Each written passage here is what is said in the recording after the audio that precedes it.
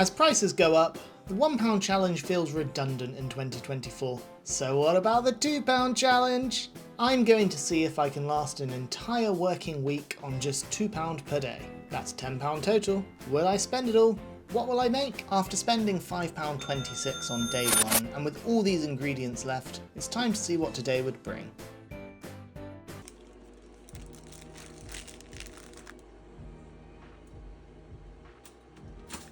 So like last time, I started the day off with my remaining banana pancakes.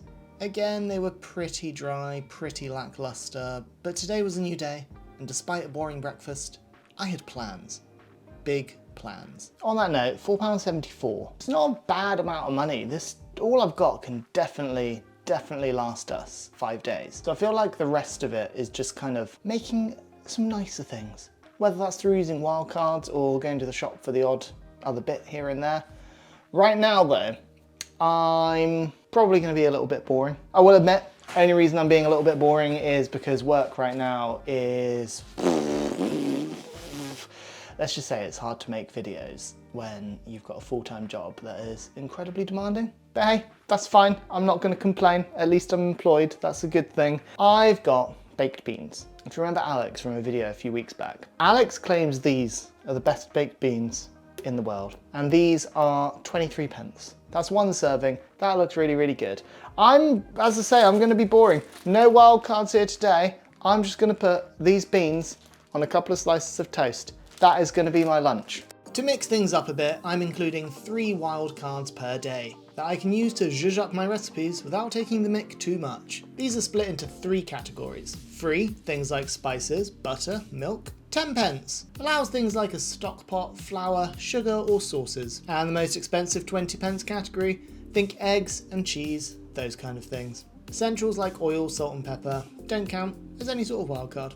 I say, no wild cards right this second. I am literally just going to be putting these baked beans on a couple of slices of toast. No butter, no nothing. That's it, that's lunch. This evening though, 3 wild cards. I'll let you guess while we cook this, but I'll tell you now, those wild cards are going to cost me 50p altogether. It's going to be 2 eggs, bit of flour. What could he be making? Bubble, bubble, toil and trouble. Also guys, season your beans, always. Because when bread is this small, 2 slices just ain't gonna cut it. This is a dinner or a lunch that I will never ever ever in a million years tire of. Beans on toast is an absolute triumph among British classics. Well, if anyone can make a 2-minute section on beans on toast exciting, I guess that's me. If you think this is exciting, man eating beans on toast, prime content, what you've all been waiting for this. But hey, when you're living on £2 a day, what more is there? What more can you do? These beans are good actually. I see what Alex was talking about. I do not mind these whatsoever. They're real different to Heinz, to be honest. Now I may have mentioned this on this channel before, and whilst I don't have any to hand right now, something that me and my family have always done whenever we have beans on toast is we wash it down with a glass of milk. My brother and sister, both of their spouses, as well as mine, all think that we're mad. It's just the best thing. It's like when you need a glass of milk after some chocolate, or you need a glass of milk after some peanut butter.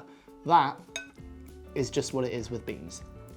Any Americans who haven't tried beans on toast before, get yourself a tin of Heinz and make it. You'll understand the hype, you'll enjoy it, and while you're at it, pour yourself a glass of milk. Okonomiyaki. It's a Japanese pancake, an amazing dish, which is probably one of my favourite things to eat. Now, I was looking through a Jamie Oliver book recently.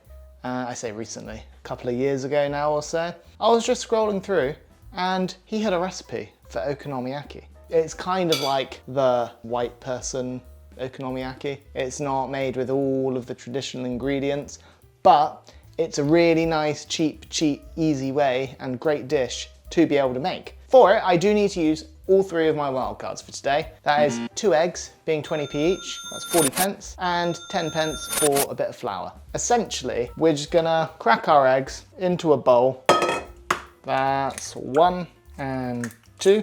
Then you need a little bit of flour. Obviously, this entire thing of flour probably cost about 40p, so I'm gonna be relatively generous here. We whisk it together to get a bit of a pancake batter.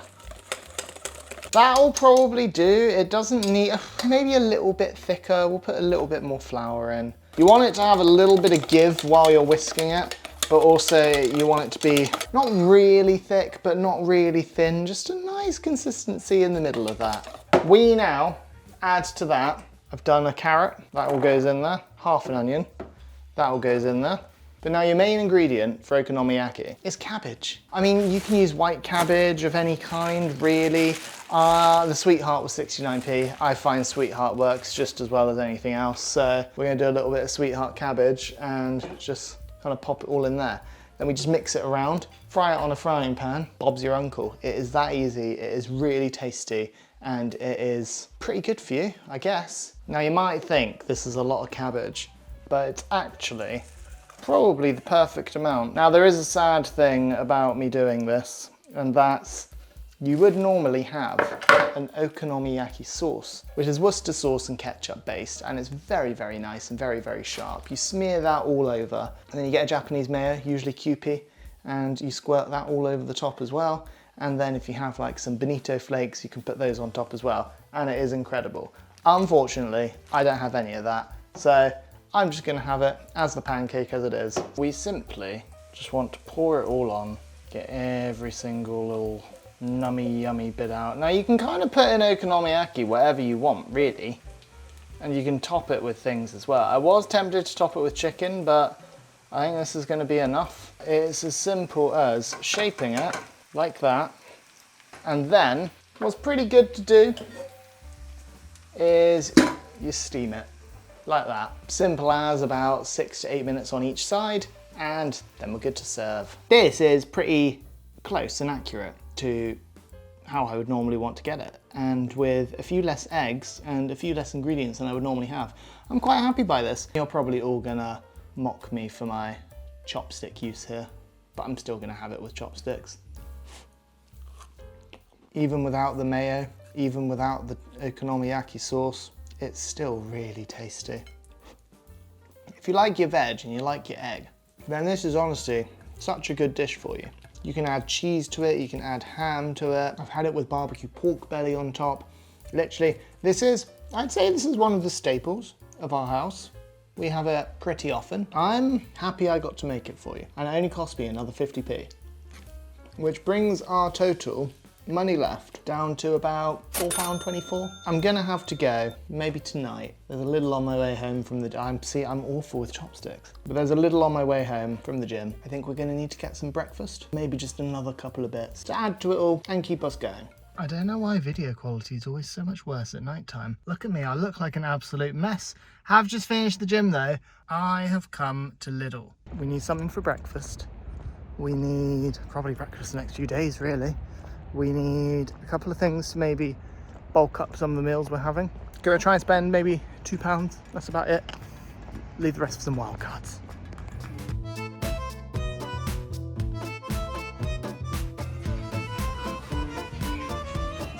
It's funny, isn't it? You don't often always get the things that you think you're gonna buy. So, found some hot cross buns.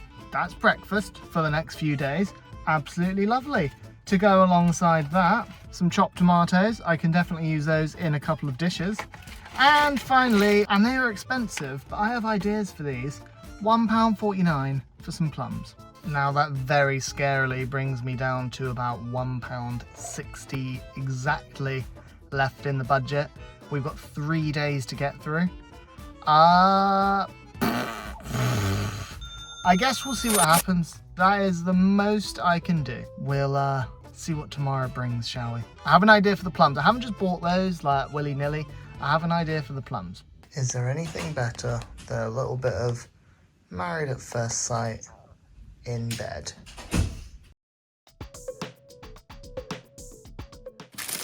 Admittedly, bit of an odd thing to find in October.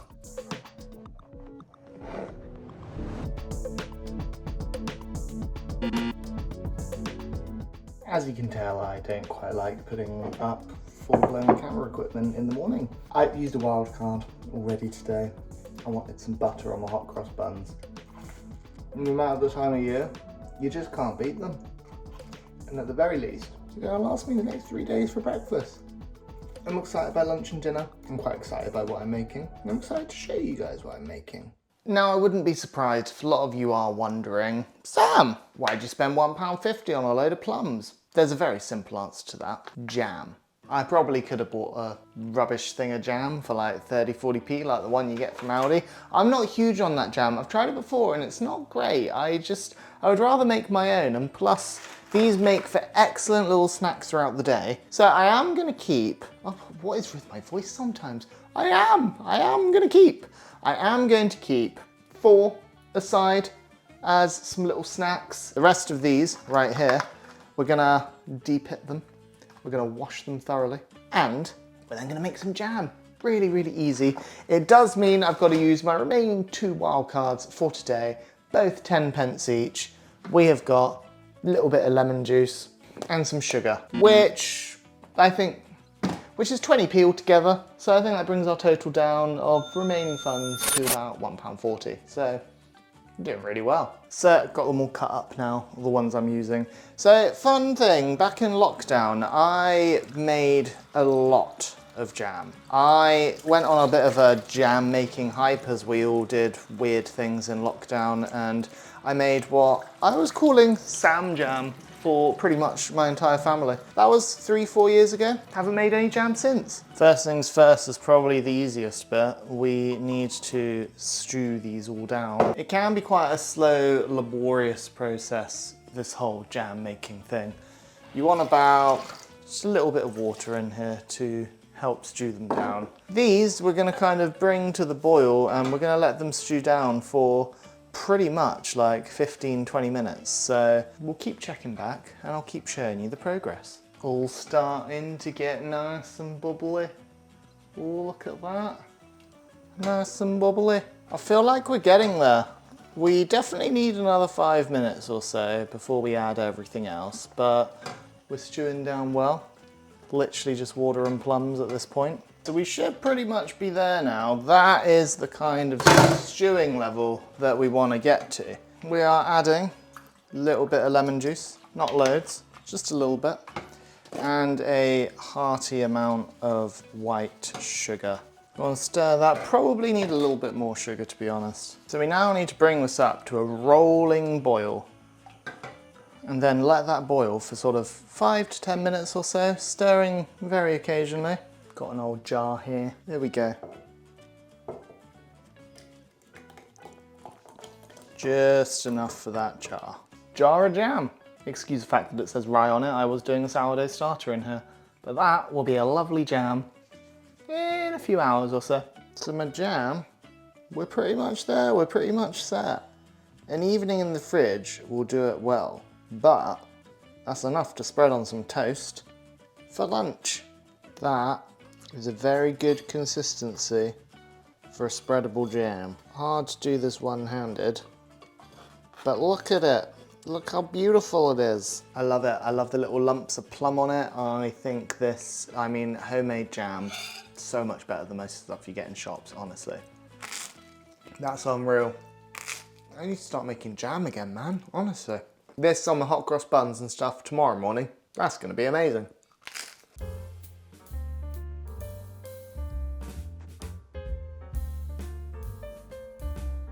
I'm having a bit of a day, guys. I literally just recorded myself talking about this meal, eating it, and you'll never guess what? My microphone wasn't turned on. All I was saying is I was really, really resourceful with this dinner, I think. It's a really, really simple one to make, cost you barely anything, and I think it's really delightful, really tasty, and really straightforward. All I did, fried up half an onion, then I spiralised my carrots into carroty or carroty spaghetti. That all went in, little bit of seasoning, and then the majority of that tin of tomatoes that I bought last night. On top of that, I put a sachet of that soup mix in. That really thickened it up. Let that cook down for a good little while. All in the meanwhile, I had 2 of my drumsticks cooking away in the air fryer, shredded the meat off them, kept the bones, and mixed that chicken in. And we have this. It's a delightful dish, it really is. If I hadn't made that jam today, or used some butter on my hot cross buns, I would have maybe used a bit of oregano as a wild card. I would maybe have used a bit of cheese on top. I could have put some cabbage in here. I didn't think about that, but C'est la vie, what can you do?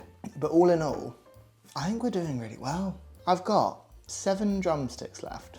I've got half a loaf of bread, 4 hot cross buns, a load of carrots, half a cabbage, 1 soup packet, and 2 bananas, and an onion, and a potato.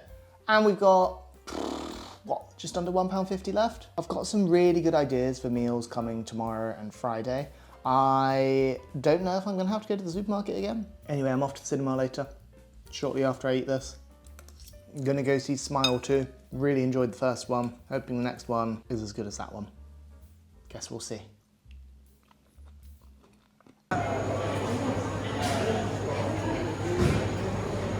This is me before seeing Smile 2.